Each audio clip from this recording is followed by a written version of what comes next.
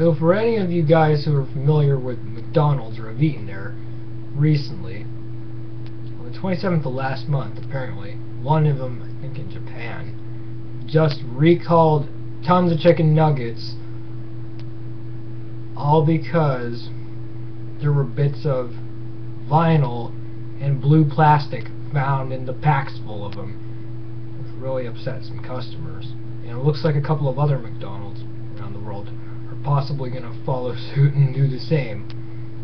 Let me tell you, I think a lot of the customers who heard this news are pretty McPissed off.